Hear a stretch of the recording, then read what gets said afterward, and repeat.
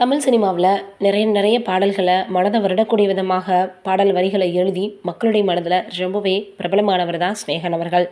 இப்போ அவருடைய மனைவிக்கு 2 பெண் குழந்தைகள் பிறந்திருக்காங்க அப்படின்ற செய்திகள் வெளியாகி எல்லோருக்குமே சந்தோஷத்தை ஏற்படுத்தியிருந்தது.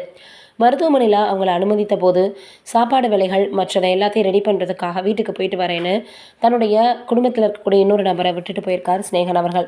அவர் போயிருந்த அந்த கேப்பில் என்ன இருக்குது அப்படின்னா, அவங்களுக்கு பிரசவ வலி வந்துருச்சான். உடனடியாக அவருக்கு கால் பண்ணி உங்கள் மனைவிக்கு பிரசவ வலி வந்துருச்சுன்னு சொல்லியிருக்கிறாங்க. உடனே அங்கேருந்து ஓடி வந்திருக்காரு. அந்த நேரத்தை நினச்சி ரொம்பவே அவர் வருத்தப்பட்டிருக்காரு. நான் போன அந்த 10 நிமிஷம் கேப்பில் இந்த மாதிரி நடந்துருச்சே, நான் கூட இல்லாமல் போயிட்டேனே அப்படின்னு நினச்சிருக்காரு. அதோட அவங்க பிரசவத்துக்கு பின்னாடி கூட கண்முழிக்க ரொம்ப நேரம் ஆச்சு. கிட்டத்தட்ட 10 மணி நேரத்துக்கிட்ட 2 குழந்தைகளையும் கையில் ஏந்திக்கிட்டு அவங்க கண் விழிக்கிறதுக்காக நான் காத்திருந்தேன். எல்லாருக்கும் ஒரு ஜென்மம்னா என்னுடைய மனைவிக்கு 2 மறு ஜென்மம் அப்படின்னு சொல்லியிருக்காரு. அந்த அளவுக்கு 2 குழந்தைகளை பெற்றெடுக்கிறதுக்குள்ளே அவங்க ஒரு வழி ஆயிட்டாங்க, ரொம்ப டயர்ட் ஆயிட்டாங்க அப்படின்னு சொல்லியிருக்காரு. ஏகப்பட்ட வதந்திகள், ஏகப்பட்ட சர்ச்சைகளுக்கு மத்தியில் தான் பார்த்திங்கன்னா ஒரு நல்ல மனிதன்றதை நிரூபிச்சிருக்காரு ஸ்நேகன் அவர்கள்.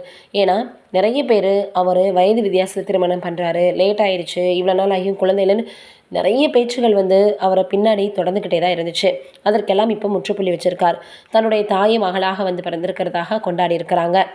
எல்லாருமே அவங்களுக்கு வாழ்த்துக்களை தெரிவித்து வராங்க. நம்மளுடைய சார்பாகவும் அவங்களுக்கு வாழ்த்துக்களை தெரிவிச்சுக்கலாம். இது ஒரு புறம் இருக்க, இப்போ நடிகர் கமலஹாசன் அவர்கள் அமெரிக்காவுக்கு ஏஐ டெக்னாலஜி படிக்கிறதுக்காக போயிருக்காராம். அப்போ தான் அந்த படிப்பு முடிச்சுட்டு இப்போ நம்ம இந்தியாவுக்கு திரும்பியிருக்காரு. அப்போ செய்தியாளர்களை சந்தித்து பேசியிருக்காரு. எப்போ விக்ரம் 2 படம் வரும் அப்படின்ற மாதிரி கேட்டிருக்காங்க. இல்லை, நான் வேறு ஸ்கிரிப்டில் இருக்கேன் அப்படின்னு சொல்லியிருக்கிறாரு.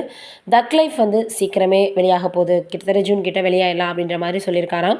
என்ன நடக்க போகுது அப்படின்றது தெரியல. அவருடைய அடுத்த படத்திற்காக அவருடைய ரசிகர்கள் மிகப்பெரிய ஆவலோட காத்துட்ருக்காங்க அப்படின்றதான் உண்மை. வெயிட் பண்ணி பார்ப்போம் எப்போ வெளியாக போகுது அப்படின்றத. இதை பற்றி நீங்கள் என்ன நினைக்கிறீங்கன்னு மறக்காமல் கமெண்ட்டில் சொல்லுங்கள்.